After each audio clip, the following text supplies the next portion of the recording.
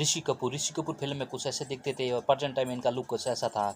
इनकी मृत्यु 2020 को हो गई थी और इन्होंने इस फिल्म के अंदर बहुत शानदार किरदार निभाया था और मजनू बनकर इन्होंने लोगों के दिलों में एक यादगार किरदार निभाकर आज भी लोग याद करते हैं।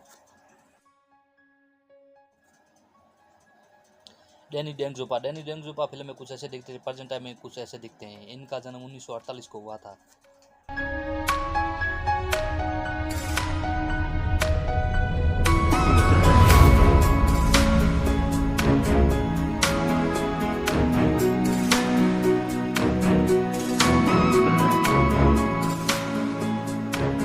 असरानी का जन्म 1941 को हुआ था। फिल्म में कुछ ऐसे दिखते थे और प्रेजेंट टाइम में इनका लुक कुछ ऐसा है।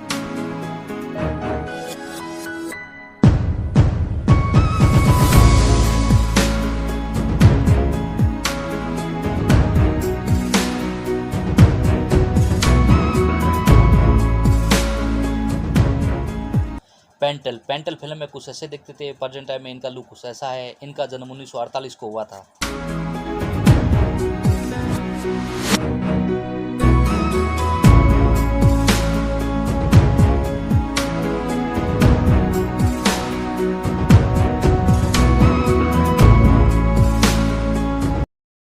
अरुण ईरानी का जन्म 1946 को हुआ था। फिल्म में कुछ ऐसी दिखती थी और प्रेजेंट टाइम में इनका लुक कुछ ऐसा है।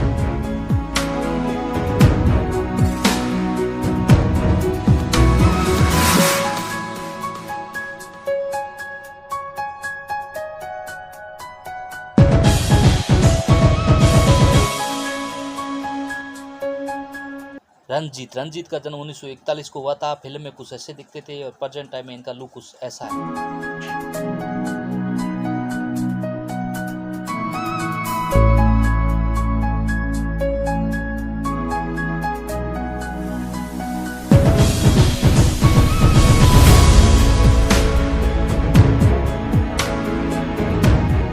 कमल कपूर की मृत्यु 2010 को हो गई थी। फिल्म में कुछ ऐसे दिखते थे और प्रेजेंट टाइम में इनका लुक कुछ ऐसा था।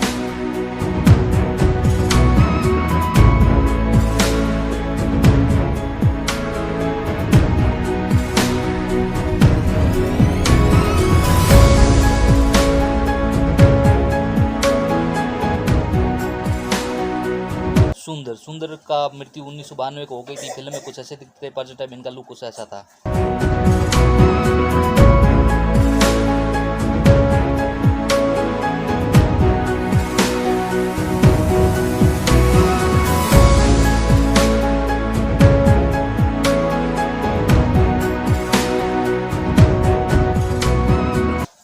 मुराद की मृत्यु 1997 को हो गई थी। फिल्म में कुछ ऐसे दिखते थे और प्रेजेंट टाइम में इनका लुक कुछ ऐसा है। ये रजा मुराद के पिताजी है।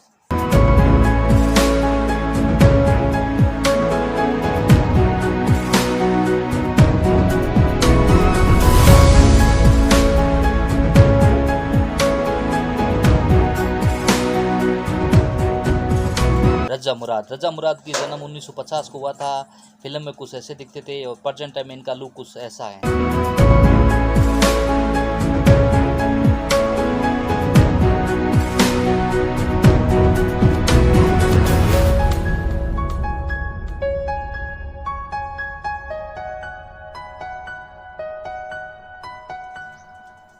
मुमताज़ बेगम का जन्म 1923 को हुआ था और प्रेजेंट टाइम में इनके बारे में कोई हमें पास कोई तस्वीर नहीं है, इसलिए हमने कुछ आपको नहीं बताया इनके बारे में।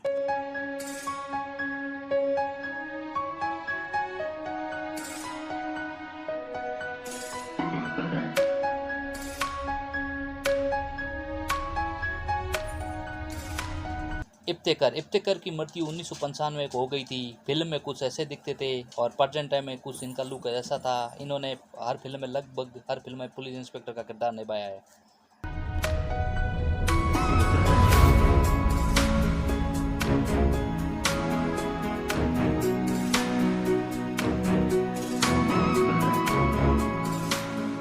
अचल सचदेव, इनकी मृत्यु 2012 को हो गई थी। फिल्म में कुछ ऐसी दिखती थी और प्रेजेंट टाइम में इनका लुक कुछ ऐसा था।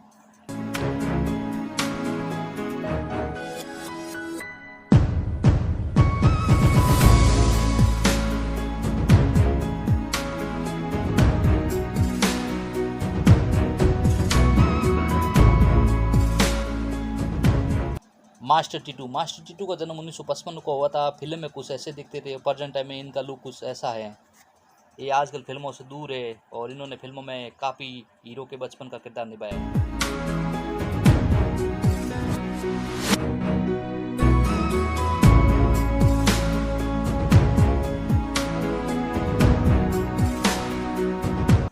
प्रीति गंगोली का मृत्यु 2012 को हो गई थी और फिल्म में कुछ ऐसी दिखती थी और प्रेजेंट टाइम में हमारे पास इनकी कोई फ़ोटो नहीं है।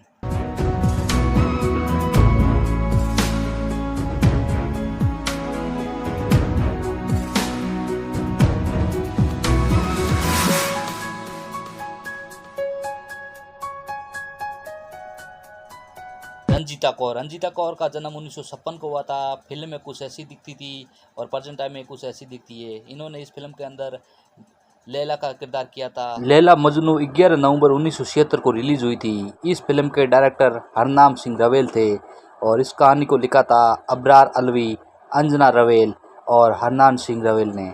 इस फिल्म के प्रोड्यूसर थे राम बीसी और सीरू दरियानी। इस फिल्म में नजर आए थे ऋषि कपूर, रंजीता कौर, डैनी डेंगजोपा जैसे कई कलाकार और साथ में कॉमेडी के तौर पर नजर आए थे आसरानी और पेंटल ने। लैला मजनू के लिए काम करते समय संगीतकार मदन मोहन का निधन हो गया था। फिर संगीतकार जयदेव ने शेष काम पूरा किया। इस फिल्म ने रंजीता कौर को फिल्म अभिनेत्री के तौर पर पेश किया था। के आसिफ ने केस एंड लैला पर आधारित एक फिल्म 1966 में शुरू की थी और इस फिल्म का नाम लव एंड गॉड था। फिर 1971 में शूटिंग बंद हो गई। फिर एच रवेल ने एस एंड लैला की कहानी पर आधारित पर लैला मजनू बनाई। लैला मजनू की सफलता के बाद फिल्म निर्माता एस रवेल ने दीदार ए यार शुरू की। फिल्म रिलीज होने के बाद ऋषि कपूर ने रंजीता को प्रमोट करने से मना कर दिया। उनके बीच की समस्या पर कभी खुलकर चर्चा नहीं हुई। जितेंद्र ने भी उनके साथ काम करने से मना कर दिया। रिंकू राकेश नाथ ने कहा कि फिल्म उद्योग में रंजीता के खिलाफ एक बदनामी अभियान चलाया गया था। उनके कई सहयोगी जो उनके खिलाफ थे उन्होंने रंजीता के बारे में झूठी अफवाह फैलाई। वो ड्रग्स लेती है। सौभाग्य से मिथुन के साथ उनकी जो फिल्में आई वो अच्छी चली। उन्हें हिट जोड़ी भी कहा जाने लगा। संगीत निर्देशक मदन मोहन की मृत्यु के बाद निर्माता एच रवेल ने 3 लंबी फिल्म गीतों के संगीतकार के लिए युवा राजेश रोशन से संपर्क किया। राजेश रोशन ने ये कहते हुए इनकार कर दिया कि वो मदन मोहन जैसे प्रतिभाशाली व्यक्ति के साथ साउंड ट्रैक साझा करने के लायक नहीं है। लैला मजनू की सफलता के बाद 6 महीने तक घर पर बैठने के बाद रंजीता ने 3 फिल्में आँखों के झरोखे से, पति पत्नी वो और दामाद साइन की। ये सभी 1978 में रिलीज हुई और हिट हुई। उन्हें उस साल फिल्म फेयर द्वारा आँखों के झरोखे के लिए सर्वश्रेष्ठ अभिनेत्री की श्रेणी में, पति पत्नी के लिए सहायक अभिनेत्री की श्रेणी में नामांकित किया गया, लेकिन उन्हें कोई भी पुरस्कार नहीं मिला। अनुभवी नूतन में मैं तुलसी तेरे आंगन की सर्वश्रेष्ठ अभिनेत्री का पुरस्कार जीता जब उन्हें शूट करने की जरूरत होती। रवेल चिल्लाते थे कि जोकर को बुलाओ। असरानी जवाब देते थे कि वो कलाकार है, जोकर नहीं। असरानी ने जो भूमिका निभाई है इस फिल्म के अंदर वो जॉन बैरीकॉम की तरह भूमिका थी, जहाँ वे ऋषि कपूर के लिए मर मिटेंगे, लेकिन जो शूट किया गया वो पूरी तरह से अलग था। उन्होंने उनकी भूमिका को एक अनाड़ी जोकर बना दिया। संगीत की दृष्टि में लैला मजनू सर्वश्रेष्ठ संगीत में से एक फिल्म थी और संगीतकार मदन मोहन की सफल फिल्मों में से एक थी, लेकिन उन्हें अपने सफल फिल्म देखने को नहीं मिली। तो दोस्तों ये थी 1976 में आई ऋषि कपूर और रंजीता कौर की फिल्म लैला मजनू के बारे में। अगर वीडियो पसंद आए तो वीडियो को लाइक कर देना और चैनल को सब्सक्राइब कर देना। तब तक के लिए जय हिंद।